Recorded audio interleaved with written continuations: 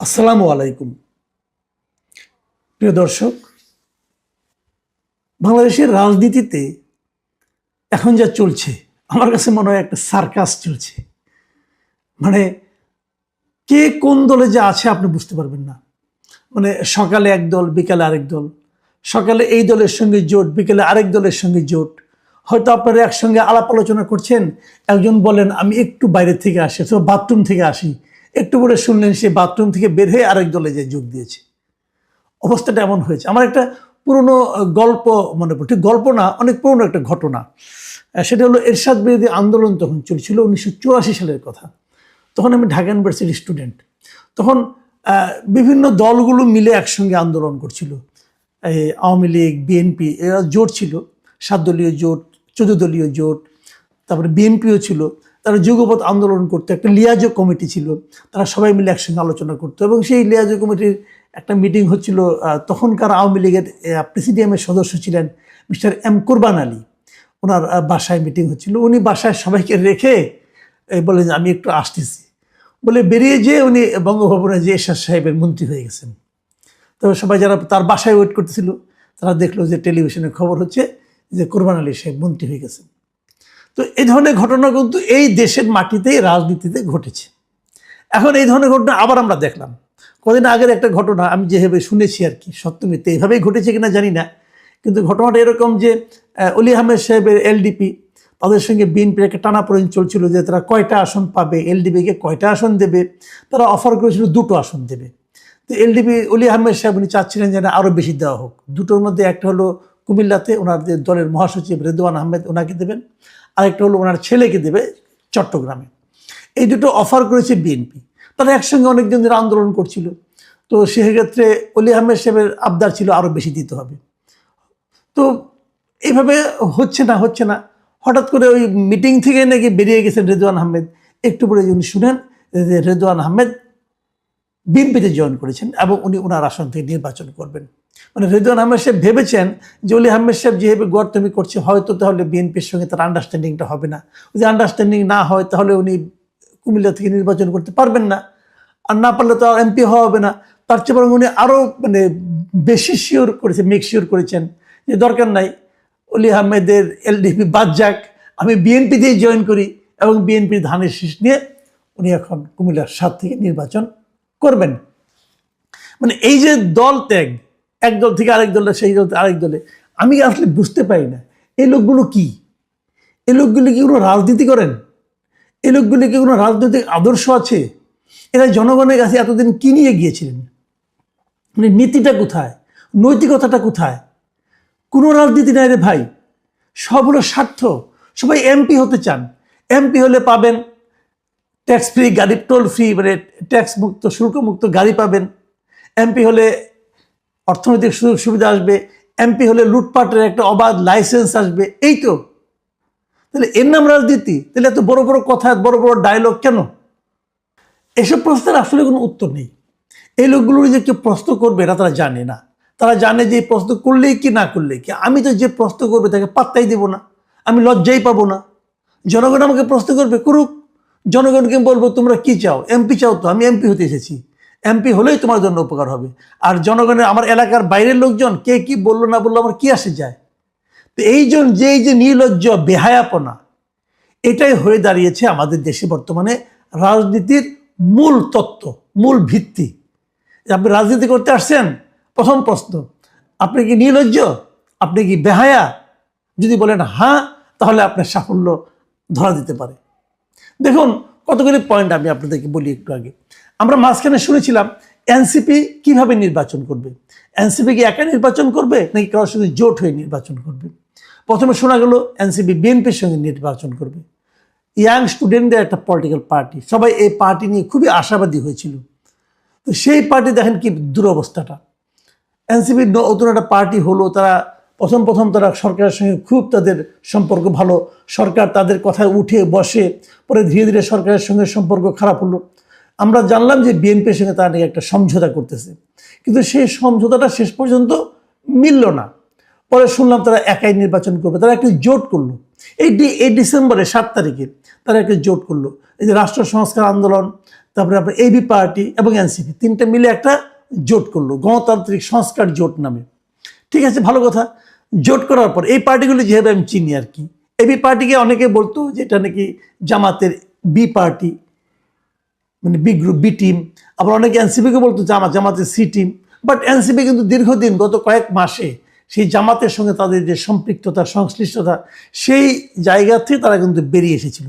এবং যখন তারা এই তিনটা দল মিলে একটি জোট করলো, তখন আমি একটু ভেবেছিলাম ঠিক আছে, আমি রাষ্ট্র সংস্কার আন্দোলন সম্পর্কে আমার একটু ধারণা আছে, আমি জানতাম তারা আর যাই হোক কোনো মৌলবাদী দলের সঙ্গে যাবে না।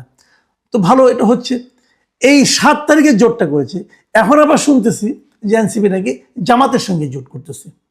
তো এনসিপি যদি জামাতের সঙ্গে জোট করে, এটা শুনে আবার রাষ্ট্র সংস্কার আন্দোলনে যারা আছেন তারা আবার একটু মাইন্ড করেছেন, তারা তো এটা পছন্দ করছেন না। তো এখন এনসিপি যে মানে জামাতের সঙ্গে যাচ্ছে কি যাচ্ছে না, এটা নিয়ে আবার এনসিপির কেউ মুখ খুলে না, নাও করে না, হাও করে না। কিন্তু এনসিপির সঙ্গে একসময় খুবই ঘনিষ্ঠ ছিলেন যিনি, আব্দুল কাদের, উনি স্টুডেন্ট এখন, উনি গত সেপ্টেম্বরের ডাকসু নির্বাচনে উনি এনসিপি সমর্থিত ভিপি ক্যান্ডিডেট ছিলেন, যদিও ফেল করেছেন, কিন্তু ইনি বেশ সরব বিভিন্ন প্রসঙ্গে। উনি এর মাঝখানে গত বৃহস্পতিবারে ফেসবুকে একটা স্ট্যাটাস দিয়ে বলছেন যে এনসিপি জামাতের সঙ্গে জোট করতেছে, এবং সেখানে বলছেন যে এখন ঝামেলাটা হয়েছে যে কয়টা আসন তার নিবে, এবং তার ভবিষ্যৎবাণী হলো যে 2-1 দিনের মধ্যে এটা ঘোষণা হবে, এনসিপি জামাতের গর্ভে বিলীন হয়ে যাচ্ছে। এখন প্রশ্ন হলো এনসিপি কয়টা আসন পাবে, 30টা নাকি 50টা? যতটুকু আমি জেনেছি এটা নিয়ে নাকি মোটামুটি এখন তাদের হচ্ছে, মানে দর কষাকষি হচ্ছে, 30টা পাবে নাকি 50টা নিবে। আবার জামাতের যে 8 দল মিলে একটা ঐক্য করেছিল, ইসলামী আন্দোলন যাদের সঙ্গে ছিল আর কি, হাত পাখা মার্কা, তাদের সঙ্গে নাকি আসন সংখ্যা নিয়ে একটা মোটামুটি টানা হেঁচড়া চলছে। এখন তারা কি মানে জামাতটা কি তাদেরকে আসন দেবে? ইসলামী আন্দোলনের বক্তব্য হলো আমাদের হাত পাখা সারা দেশে এখন অনেক পরিচিত, হাত পাখার অনেক ভোট আছে, এবং যদি আমাদের এত ভোট থাকে তাহলে আমাদের কেন এত মানে আসন দেওয়া হবে না? তো যদি এনসিপি যদি এনসিপিকে যদি জামাত আসন দেয় 50টা, হাত পাখাকে যদি 150টা তারা চাচ্ছে, ধরলাম 100 দিল, তো 150 চলেই গেল, বাকিগুলির কি হবে? এগুলো নিয়ে জামাতের সঙ্গে আরও তো 7টা দল আছে, নিজাম ইসলাম পার্টি আছে, খেলাফত আন্দোলন আছে, আরও অনেকে আছে, ওটার কি হবে? আবার ওইদিকে দেখলাম বিএনপির সঙ্গে যারা এতদিন যুগপৎ আন্দোলন করেছিলেন, ওই যে এলডিপি, তারপরে লেবার পার্টি, এখন লেবার পার্টি নাকি বিএনপির সঙ্গে থাকবে না, তারা নাকি ওখান থেকে চলে আসতেছে, তারাও নাকি জামাতের সঙ্গে জোট করতে চায়। আবার ওদিকে আসম রবের জেএসডি, তারাও নাকি এখন বিএনপির সঙ্গে থাকবে না। কেন? উনি লক্ষ্মীপুরের একটা আসনে আসম রবের ওয়াইফ তানিয়া রব, উনি ইলেকশন করতে চান, ওনাকে নাকি বিএনপি দিতে চাচ্ছে না, অতএব উনি এখানে থাকবেন না, ওনারা এখন জামাতের সঙ্গে এসে মিলমিশ করে ইলেকশন করতে। দেখেন, মানে নীতি নৈতিকতা আদর্শের কোনো বালাই কিন্তু এখানে নাই। হিসাবটা হলো আমাকে তুমি কয়টা আসন দিবা, আমাকে তুমি কয়টা আসনে নির্বাচন করতে দিবা। মাঝখানে আবার এটাও দেখলাম, শুনলাম যে জামাতের সঙ্গে এনসিপির আলোচনা হচ্ছে, যদি মিলে যায় তাহলে নাকি জামাত নাকি এনসিপিকে যারা ইলেকশন করবে তাদের কিন্তু ফান্ড দিবে, প্রতি আসনে নাকি বেশ 1.5-2 কোটি টাকা দিবে বলে শুনেছি। এগুলো সত্য মিথ্যা বলতে পারবো না ভাই, এগুলো আলোচনা হচ্ছে, বাজারে শোনা যাচ্ছে, সোশ্যাল মিডিয়ায় এবং বিভিন্ন কনভেনশনাল মিডিয়া, ওইগুলো আমি আলোচনাগুলি পাচ্ছি। তাহলে এনসিপির আদর্শটা কোথায় থাকলো? আবার এনসিপিতে তো অনেকগুলো নারী নেত্রী আছে, তাদের কি হবে? তাদেরকে কি জামাত মেনে নেবে, অথবা তারা কি জামাতকে মেনে নেবে? তো এর মধ্যে দেখলাম ডক্টর তাসনিম যারা, উনি ক্রাউড ফান্ডিং করেছেন, 46 লাখ টাকা তুলবেন, অলরেডি নাকি উঠেও গিয়েছে। এখন যদি ওনারা জামাতের সঙ্গে গাঁটছাড়া বাঁধেন, তাহলে যারা টাকা তাকে দিয়েছেন তারা তো জামাতের বাইরে থাকবেন বলে টাকা দিয়েছেন, তো তাদের টাকাগুলো উনি ফেরত দিবেন কিভাবে? তো যদি ফেরত না দেন তাহলে কি এটা কি প্রতারণা করে টাকা নেওয়া হলো না? এটাই বা কি চিকিৎসা হবে? তো এই সমস্ত নানা ইকুয়েশন কিন্তু এখন চলছে। কিন্তু এত সব চলার মধ্যে আমার কাছে যেটা বক্তব্য সেটা হলো যে সাধারণ মানুষের কথা কে ভাবছে, সাধারণ মানুষের মধ্যে যে রাজনীতি নিয়ে তাদের যে চিন্তা ভাবনা, সেই চিন্তা ভাবনাকে এই দলগুলো তারা কি নষ্ট করে দিচ্ছে না? রাজনীতির প্রতি মানুষের কি শ্রদ্ধা থাকবে? তারপর সবাই তো ভাববে এরা রাজনীতি করে যার যার ব্যক্তিগত স্বার্থ সিদ্ধির জন্য। যদি সেটা হয় তাহলে আমরা কি পেলাম নতুন? আমরা শুনেছিলাম গত জুলাই আন্দোলনের পর এরা নাকি একটা নতুন বন্দোবস্ত করবে, নিশ্চয়ই আপনারা বহুবার শুনেছেন, আমি বহুবার বলেছি ভাই বন্দোবস্তটা কোথায়, সেটা তো দেখতে পাচ্ছি না। এখন দেখতে পাচ্ছি সবাই তো আগের মতোই নিজেকে নিলামে তুলছে, ভাই আমাকে ডাকো, আমাকে তুমি কি দিবা, বলো কত টাকার বিনিময়ে আমাকে কিনতে চাও। এই যে নিজেকে নিলামে তোলা, এবং সেই নিলামে তোলার যে গড্ডালিকে প্রবাহ, সেই প্রবাহে এই স্টুডেন্ট যারা ছাত্রতা আছে তারাও গা ভাসিয়েছেন। তাহলে নতুন বন্দোবস্তটা কোথায় রে ভাই?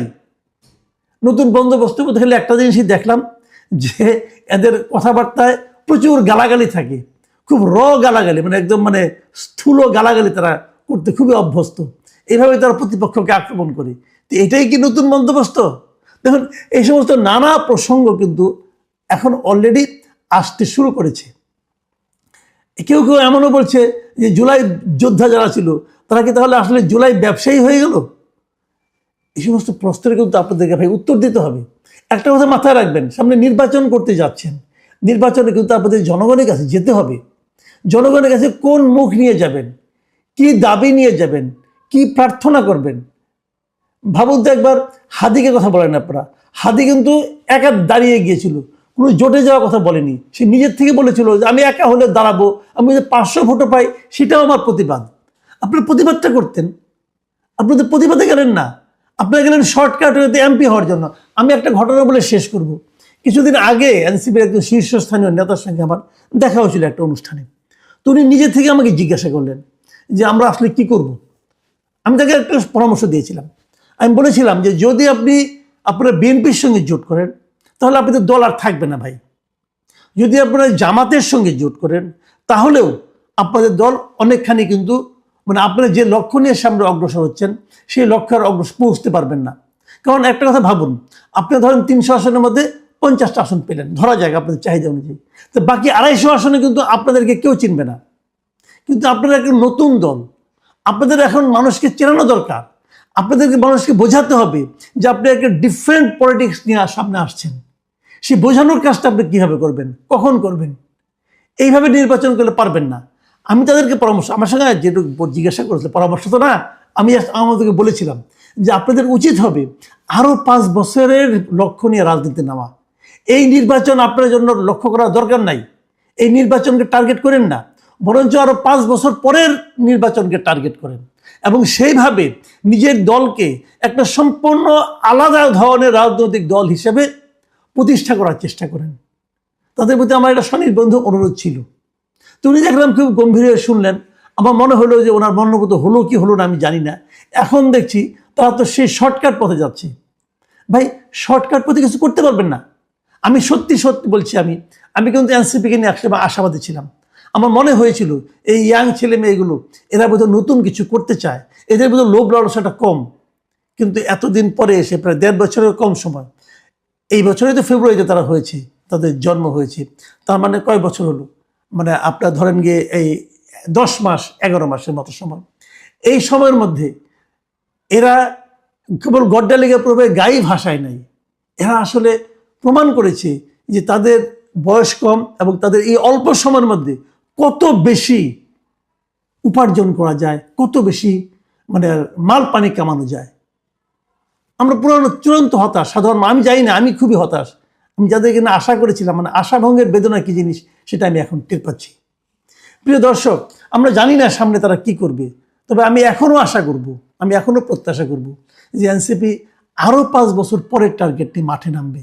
তাহলে হয়তো আমরা আজকে থেকে 4-5 বছর পরে একটা নতুন ধরনের রাজনীতি দেখতে পারবো। আর তা না হলে ওই আওয়ামী লীগ, বিএনপি, ওই ফ্রিডম পার্টি, ওই সমস্ত সংখ্যায় আরও বাড়তে থাকবে।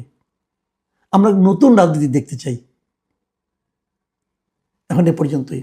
আল্লাহ হাফেজ।